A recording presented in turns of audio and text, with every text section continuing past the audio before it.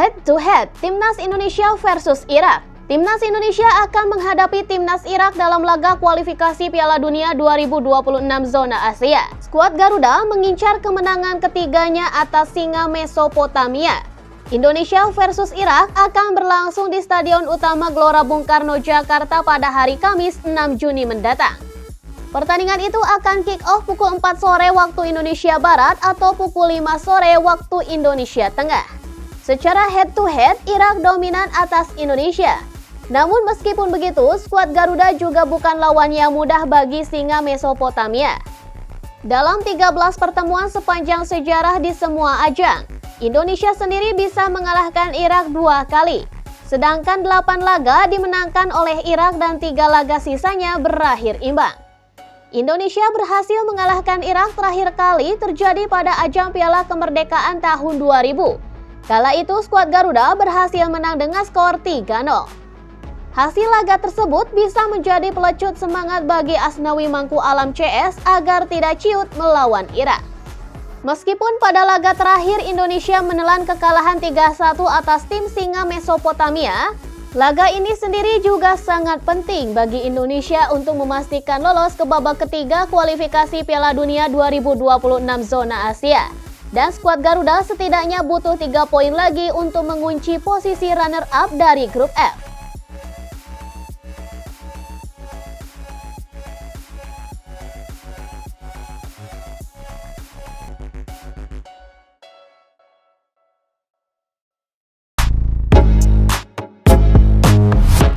Timnas Indonesia U20 vs Ukraina U23 Toulon Cup 2024. Sesuai jadwal, Timnas Indonesia U20 akan bersua Ukraina U23 di matchday pertama grup B Toulon Cup 2024 yang dilangsungkan pada Selasa, tanggal 4 Juni tahun 2024 pukul 23 waktu Indonesia Barat. Ukraina U23 bukanlah tim sembarangan. Tim asal Eropa Timur ini merupakan kontestan Olimpiade Paris 2024 yang bergulir mulai tanggal 24 Juli tahun 2024.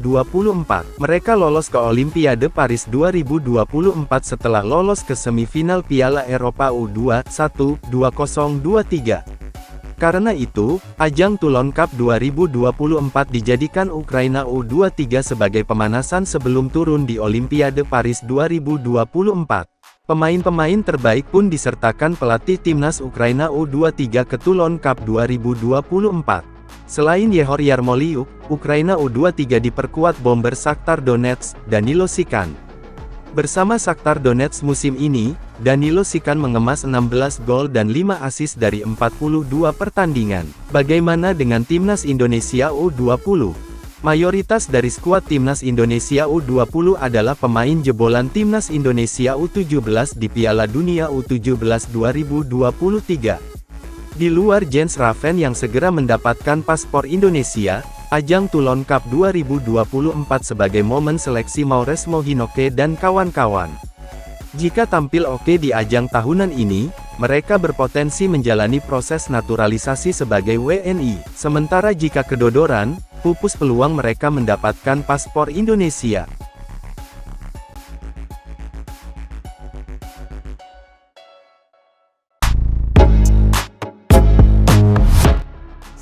Komisi 10 DPR setujui naturalisasi Kelvin Verdown dan Jens Raven. Komisi 10 DPR menyetujui naturalisasi 2 pemain keturunan untuk Timnas Indonesia. Keduanya yaitu Kelvin Verdown dan juga Jens Raven.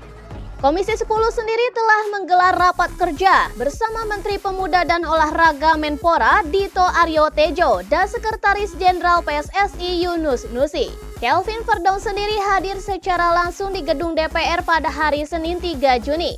Adapun Jens Raven lewat virtual lantaran berada di Prancis untuk membela Timnas Indonesia U20 di Toulon 2024. Komisi 10 DPR RI memutuskan menyetujui rekomendasi kewarganegaraan RI atas nama Kelvin Verdown dan Jens Raven.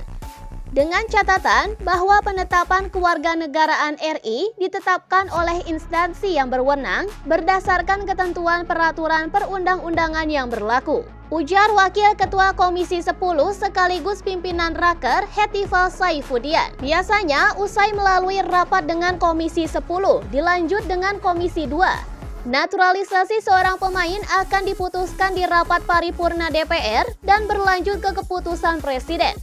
Dan dari situlah tahap terakhirnya adalah diambil sumpah kewarganegaraan oleh Kementerian Hukum dan HAM. Lalu, usai menjadi warga negara Indonesia, baru pemain naturalisasi melakukan perpindahan federasi.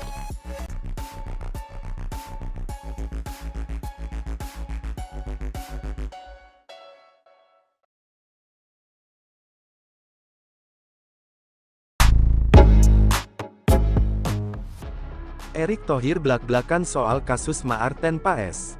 Timnas Indonesia hingga kini masih menunggu keabsahan status penjaga gawang Maarten Paes yang masih berpolemik di FIFA. Ketua Umum PSSI, Erick Thohir pun mengungkap perkembangan kasus ini. Peralihan asosiasi Maarten Paes dari Federasi Sepak Bola Belanda KNVB ke PSSI di FIFA masih belum tuntas karena terbentur statuta FIFA pasal ke-9 tentang perpindahan asosiasi huruf B ayat ketiga. Maarten Paes pernah 6 kali bermain untuk Belanda U21, dan penampilan terakhirnya terjadi dalam usia 22 tahun ketika melawan timnas Belarusia dalam kualifikasi Euro U21 2021 pada tanggal 15 November tahun 2020. Maarten Paes lahir di Nijmegen, Belanda, pada tanggal 14 Mei tahun 1998. Erick Thohir menganggap Maarten Paes seharusnya bermain untuk Belanda U21 pada Maret tahun 2020 ketika usianya belum genap 22 tahun. Namun, pandemi COVID-19 membuat beberapa pertandingan kualifikasi Euro U21 2021 diundur. Erick Thohir mengungkapkan bahwa pihaknya berencana membawa kasus Maarten Paes ke Pengadilan Arbitrase Olahraga CAS untuk mengajukan banding terkait statuta FIFA yang mengganjal itu. Ya, kami perlu proses lagi dan sepertinya harus dibawa ke CAS karena ada sengketa bahwa Maarten Paes terakhir kali bermain pada November tahun 2020, ujar Erick Thohir. Namun, sebenarnya itu, semestinya pertandingan digelar pada Maret tahun 2020. Karena ada pandemi COVID-19, makanya diundur. Jadi ada jeda waktu yang lama, ungkapnya. FIFA masih belum melihat ini sebagai sesuatu yang dimudahkan. Jadi akan kami coba ke CAS. Kita lihat nanti siapa yang menang, tutur mantan bos Inter Milan ini.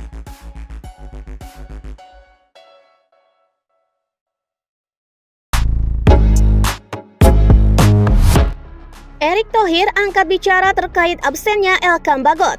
Ketua Umum PSSI Erick Thohir angkat bicara terkait absennya Elkam Bagot di Timnas Indonesia.